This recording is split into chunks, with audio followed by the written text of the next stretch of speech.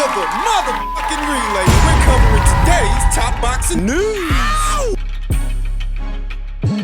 Okay, we'll start with this. A continuation to a story I talked about in my previous video, how Clarissa Shields alleges that an old sparring partner of hers 5 years ago took the padding out of his gloves so he'd be able to do more damage to her in sparring, and now she's getting some pushback. She's getting some pushback from Derik Santos himself, who was there, the coach for Artur's Amanov. The one she mentioned in her own video, the one she said she was going to cut till John David Jackson stopped her. This is his side of it. She's full of shit. They asked for help to spar. Why would we want to spar a woman? No one took the padding out of the gloves. After she was accusing of this, the gloves were handed to her coach. But more importantly, she sparred 2 rounds prior where Artur was instructed not to hit her hard. While he was working with her, she started talking mad shit at him and fouling him to the point she tripped him. In the break, he said, "What is going on here? We are trying to help. She is a woman." What was replied was, "Well, punch her back.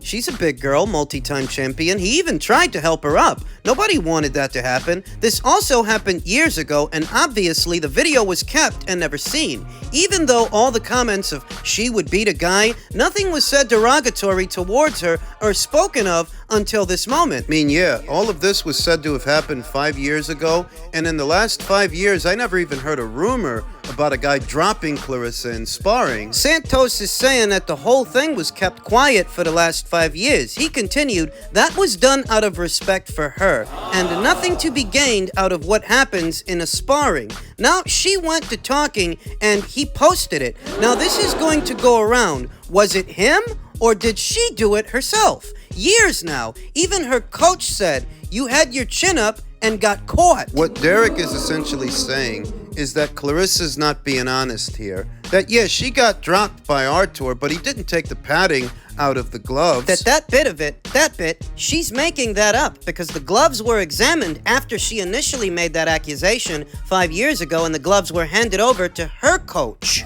Though I will say, it was still in poor taste of Artur's to post that video to his social media. He did post it. It's up on his Instagram page right now, because no matter how you slice it, there's nothing to gain from showing that. So now this has become a bona fide case of he said, she said, and it all boils down to, what do you believe? What do you believe is more likely than not? Is it the way Clarissa says it is, and the guy took the padding out of his gloves just to be able to hurt her? Is that really necessary, to drop Clarissa? Or is it the way that Derik says it is, and that the guy didn't take the padding out of his gloves, she wasn't set up, and it wasn't anything like that? What it was is the guy lost his cool because she was trash-talking him and fouling him during the sparring session, so he lost his restraint, lost his composure. He was likely holding back the whole time, and Clarissa may not see it that way because Clarissa's an egomaniac. Well, even though it's a case of he said, she said, it does sound familiar, doesn't it? It does sound like the same baseless accusations that Wilder made about Tyson Fury when he accused him of taking the padding out of his gloves. I'm no defender of Tyson Fury. Anybody that knows me knows. Anybody that follows this channel and has followed this channel knows. I'm not a fan of Tyson Fury, but Wilder's baseless accusations sound like something out of a Saturday morning cartoon. You're accusing him of stuffing shake wakes and Acme Envilles in his gloves, when this is an experiment you can conduct yourself at a local Dick's Sporting Goods. There's no room for you to be stuffing shake weights and Acme Envilles inside of a boxing glove. What it was you got beat, your ego took a hit, and the only way that you can reconcile it is to concoct a conspiracy theory.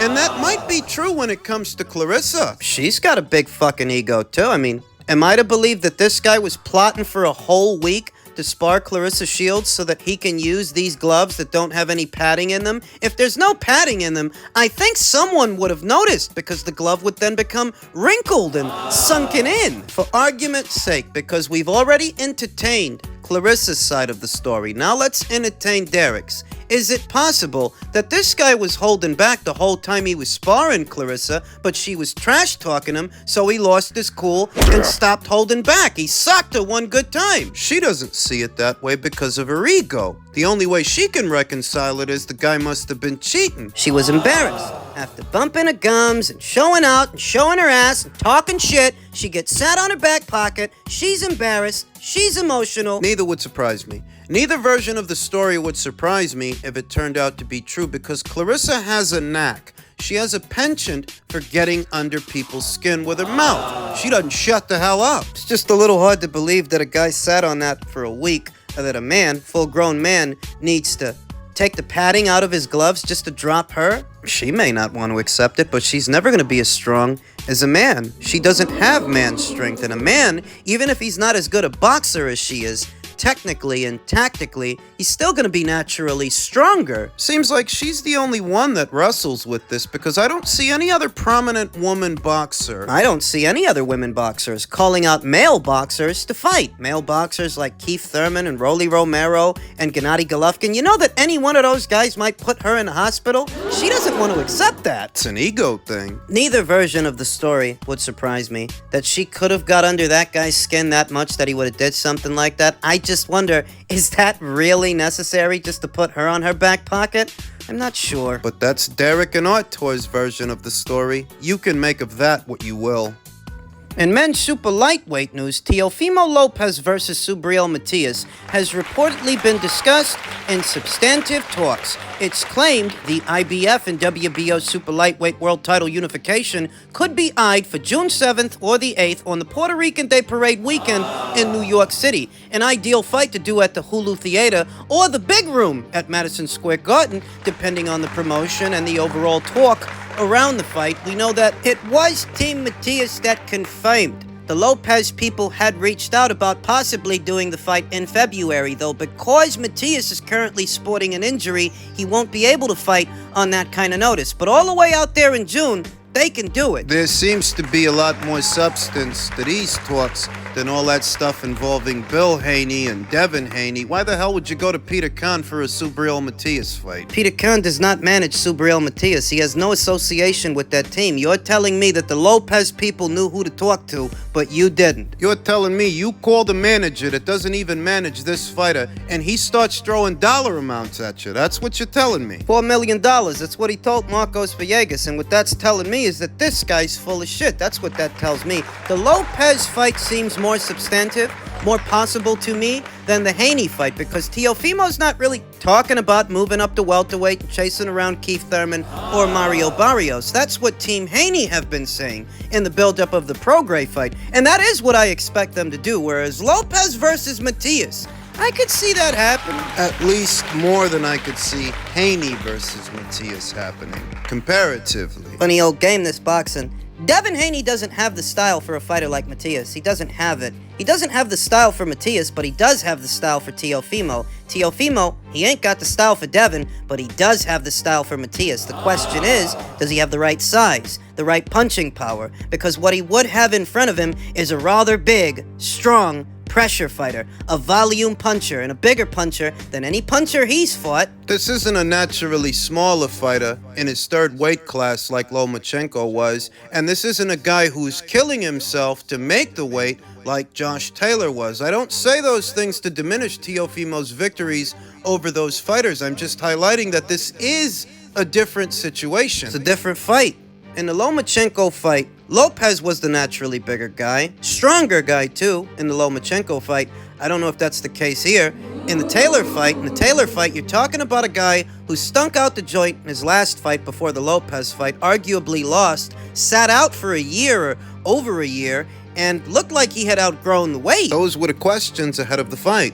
Will the Josh Taylor of old return? The Josh Taylor that fought Regis Prograis? Or will the Josh Taylor that arguably lost to Jack Catterall be the one that shows up? What version of the fighter will be there on the night? Josh didn't look good the fight before the Lopez fight, whereas Subriel, he's been looking like a wrecking machine. He's been looking like a juggernaut. He stopped the last 5 guys that he fought, beat them into submission, and forced them to retire in their corners. So how do you then say that Teofimo Lopez has the right style for the job? Well, I say that because Teofimo Lopez is a boxer puncher, a counter puncher, whereas Subriel, he's a pressure fighter. A boxer puncher's advantage over a pressure fighter is that pressure fighter's going to come marching forward looking to open up, and that'll give the boxer puncher all the countering opportunities he needs. deliver his power shots, to deliver his power. The question is, does Teofimo Lopez have enough power to hurt this guy, to fight this guy off? Because if he doesn't, he could be in trouble. Subriel's got an engine. He can throw punches in bunches. I give Lopez the edge in speed, the edge in athleticism and agility. I think he's lighter on his feet than Subriel Matias. I think he plays at the angles really well, and he has countering ability, some power, but is it enough power to fight this guy off and get his respect? To hurt him and take him out? I've said it before. I feel like Lopez's best bet is to hurt this guy early, because if this fight goes into the later rounds and Subriel is still throwing punches... Defensively, I think Teofimo's better than Subriel Matias, but this is a 12-round fight. Something's gonna get in. You're gonna get hit. We've seen Subriel Matias get lumped up, take some hard shots, rally back, and take control. The question is, can Teofimo take Subriel's punches? Dangerous fight. Everybody knows what this guy did. What happened in the Maxim Dadashev fight well over a year ago, what's been happening in Subriel's fights since then, the last 5, he forced all those guys to retire in their corners. Subriel's punches, his hooks, his body shots, his uppercuts, they don't seem like much at first, but little by little, they drain the fight out of the other guy. They drain the fight out of the fighter. I don't know that Teofimo has the kind of durability to withstand what he's got, so his best bet is to play at the angles, slip and hook, roll and counter. Ride the punches, mitigate the damage, and do not let this guy hit you clean. Play at the angles! He's got the right style for the job, though it doesn't all boil down to just styles. Physicality also has his role to play. Is Teofimo up for this? Physically. Like I said, this is not a naturally smaller Lomachenko or an emaciated, inactive Josh Taylor. This is a different gravy.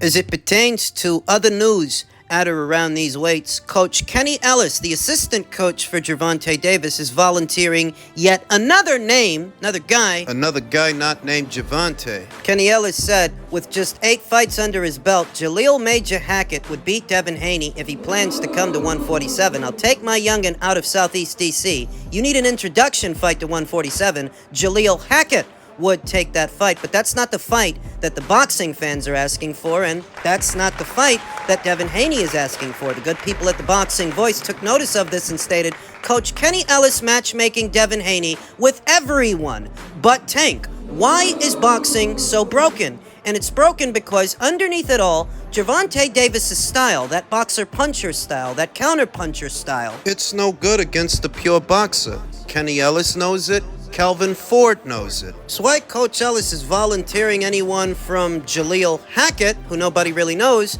to Jaron Boots Ennis, instead of making the fight that people are asking for, the one that everybody wants, the one between Devin and Gervonta. What is it about the pure boxer that's the boxer punches kryptonite, the counter punches kryptonite? And put simply, it's the range control, the distance control. That's the problem. That's the issue.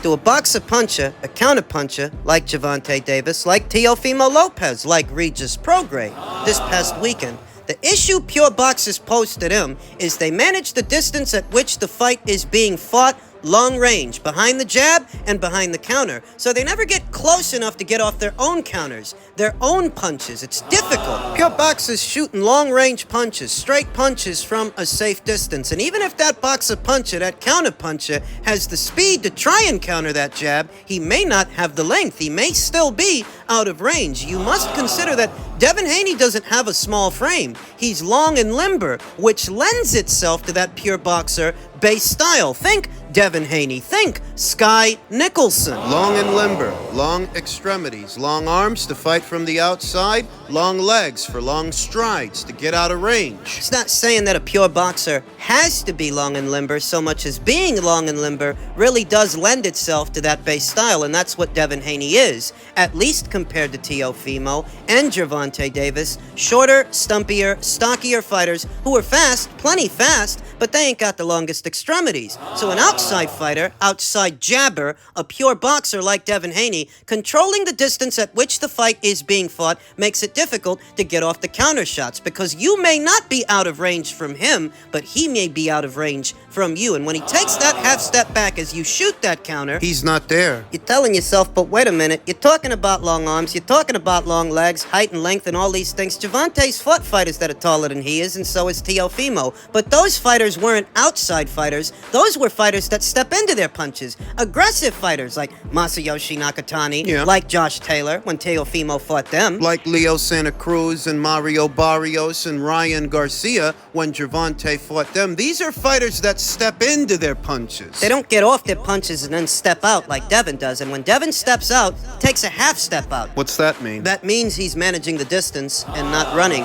What separates decent pure boxers and good pure boxers from elite pure boxers is something as simple as a half step, as opposed to stepping all the way out of range where you can't land punches and neither can they, just moving around the ring in circles. Devin doesn't really do that. He takes a half step so that if you follow him, you're within range of his counter. He'll shoot the jab, take a half step. Maybe that jab lands, maybe it doesn't. But if you follow him, you're going to be within range of his counter. You're gonna get popped. And that's how he manages the distance, controlling the distance at which the fight is being fought. I'd give Devin Haney very good odds against Gervonta Davis and Teofimo Lopez for the same reason I picked him to beat Regis Prograis. Regis is plenty strong. I still think he's a stronger puncher than Devin Haney, but the power don't matter if you can't deliver it. Regis couldn't deliver it, and I don't think Gervonta'd be able to either. He's a shorter, stumpier fighter than Regis, though a little faster on his feet. And a bit more speed and a bit more snap